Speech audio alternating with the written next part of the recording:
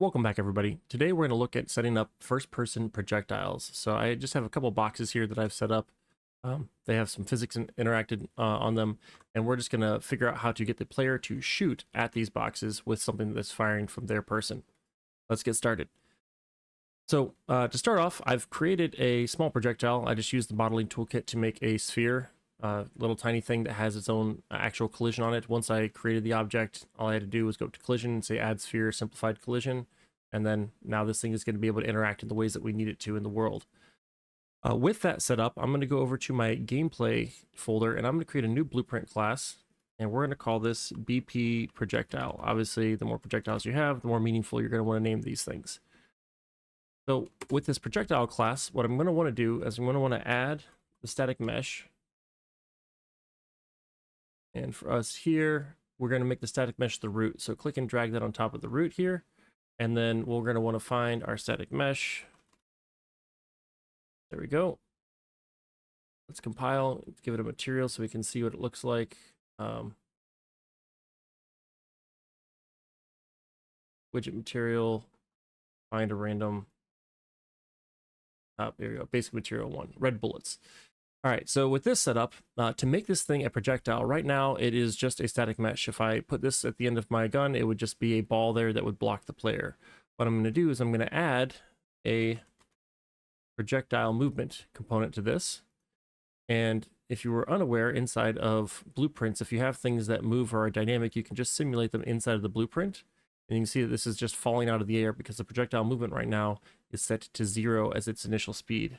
If I change to something like 2500, then when I simulate, it'll take off in the positive X direction. So if I orient that direction for the camera, you can see that it's shooting off in that direction. It has a little bit of an arc to it because I have this projectile gravity scale. If I want my bullet to fire perfectly straight, I just set that to 0 and simulate, and it'll go straight off forever. And I think we're just going to leave that with a little bit of down drop, and we're going to try and get this to come out of our gun and interact with the world in the way that we would expect. So I'm going to switch over to my player character. Go into the player character now. I have an input action already set up for my primary action. So whatever I'm going to have the player do, this is mapped to my left mouse button.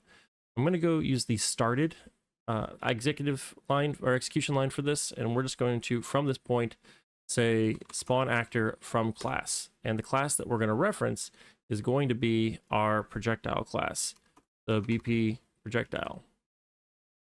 Now, if you're going to ever spawn something, you have to give it a transform. If I try to compile, it'll throw you this error. You have to add a transform. So for us to be able to do this, I want to attach something to the player character that's going to tell us where that's going to come from. So with my player character here, I have the player character is not compiling, so I can't show that properly. Give me one sec. There we go. Compile. When I have the player character in the viewport here, you can see where the head is for the player. And I have this little cube and spring arm. So a spring arm is something you can add to the player. By default, they're typically, if I set this to its default location, it puts it out behind the character. And the reason for this is typically a spring arm is used for cameras. So when the camera collides with something, the spring arm detects that collision and it brings it closer to the player. But if we just flip this around and call it -50, this is going to work in front of us, and we're going to be able to have whatever our weapon is. Ideally, this is attached to a socket on a hand, and you have a holding gun position. But rather than getting all the animations, we're just going to go through the simulation of having a projectile weapon here. I have the spring arm. I have a cube. For this example, I turned the cube's collision to completely off. This is just for us to have a visual reference. And the spring arm, if we look up here, has a slight offset to it, so it allows the gun to be coming in from an angle. And so this this end of the spring arm is called its socket. So we have the target and the socket. So this is where our bullet is going to be spawning from. So on start, I'm going to fire this off, and then we can get the cube as the projectile, or I can get the spring arm, and I can choose the target, or actually, sorry, socket transform. There we go. So if I take this and connect it here, it's going to relate the location of that socket, and it's going to spawn this projectile whenever I click this button. So now when I go to play, if I left click, I get that firing wherever it is that I'm aiming. And because I have this controlled by my rotation, which is enabled when I have the spring arm and I click this little box right here saying use pawn control rotation, you see that's a non-default setting. That's going to allow me to angle up and down. If I don't have that enabled, then when I go to play, I can fire forward no matter what I'm doing with my look controls. So with that set, I'm going to be able to fire the projectile at whatever angle I want. So you'll see the bullet is just stopping on things. It's not really interacting with items in the world. So this is obviously not the entirety of the behavior that we want. Also, if I turn on my wireframe, you can see that these bullets are going to keep going for forever, basically. So until they hit the kill Z of the world, which is a pretty far off distance, and that can become cumbersome. So let's go back to our projectile and change a few things. Just to control the overload of the asset from having too many things in the world, we're going to go to the class defaults here, and we're going to change the initial lifespan to whatever would be reasonable for you, 5 seconds, depending on the speed of your bullet and the size of your world. You don't want things disappearing from player view. So now if I put 5 seconds on, if I switch back to wireframe mode, when I go fire, instead of seeing that thing go on and on and on forever, then after 5 seconds it should blip out of existence. I no longer have to worry about it eating up my memory. In addition to that, I'm also going to take the static mesh and I want to have it generate hit events. It's already set to generate overlap events, and right now it's set to block all dynamics. So this means that the thing can have some effect whenever I hit something. So if I have the static mesh, I can go to the event graph here and I can set on component hit, right? Print string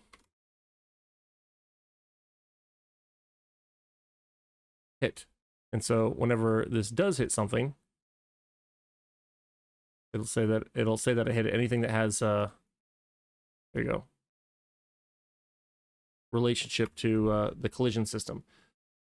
So if I have that on component hit, this is going to allow me to trigger whatever interactions I need if I wanted to generate a explosion or deal damage, right? If I wanted to on hit the damage, we can apply point damage to a target. So apply damage, point damage, radial damage. We can apply the damage to the thing, send a interface off, or use that interface to connect to its health, deal damage to it. That's fine. But this is just about spawning the projectiles. This projectile right now, if I take this and I bring it back, my spring arm, let's bring it back to 0. You'll notice that while I'm walking, if I fire, it's kind of jittering my camera.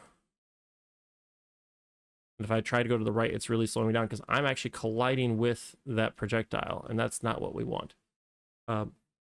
One way to address this is to allow for different types of collision for the projectile to interact with players or pawns separately from things inside of the world. So we can go to our static mesh up here, and we can change from block all dynamics to custom, and then we can have pawns overlap and everything else collide. And then this way I won't interact with my projectile. And then if I have a function for this projectile that says on begin overlap, I can just check to make sure that it isn't the player when I go to apply damage. So as long as it's a pawn, it'll overlap that. And if it's not the player, right, then I can get a reference to the player character, or just check like, is player character that thing, and say, if it's not that, then I'll pass through whatever information I need. Inside of the projectile system, we also have the ability to bounce the object. So if you wanted it to bounce off the surface, just click should bounce. And now we can get shots to ricochet, and obviously the idea of these things having persistent physics, or the amount of life that they have, maybe it has a certain number of bounces it can do. If you wanted a shot to ricochet twice or ricochet once and then die, that it, you know, once it bounces, you'll reduce its total health, and then once it hits something else, it'll deal damage and kill itself. So with this, there's a number of considerations that you can use for the projectiles. There's homing that's built into the projectile. There's a little bit of finagling that goes on with that, and making sure that the homing instruction that it's given is updated appropriately. There's different types of controls for how you manage this with physics simulations and updating it on different physics cycles. it's something for you to use, but predominantly the focus for this is just to teach you how to add a projectile to whatever character you have. You're probably going to want to set up a reticle on the screen as well. If you notice, I have that here. The easiest way for you to do that is to go to your HUD widget, and for this, just basically any container, any panel container, and then add an image to it. I chose the target icon over here, and I changed its opacity, and I just set it to be centered inside of the world, and I made sure the container was set with its anchors to the extents of the screen, so that'll put your target right in the center. Some other considerations you might want to have when you're thinking about building this out is if you're using a weapon, you want to always fire towards the center of the screen rather than just forward. Then you might want to look at the idea of getting the player camera manager and tracking forward vectors, doing a little bit of math to determine, ideal target range. If you're making more of a simulation type game, then of course getting information from the barrel and then the optics, of course, are not going to be directly aligned. So figuring all that out. And then, of course, with all of this, right now the player can fire infinitely fast based off of their input speed. So possibly setting up a cooldown system, tracking ammo and things like that. So there's a lot that goes into this that could make one system completely different from another one. But this gives you the foundations that hopefully let you go out there and keep building.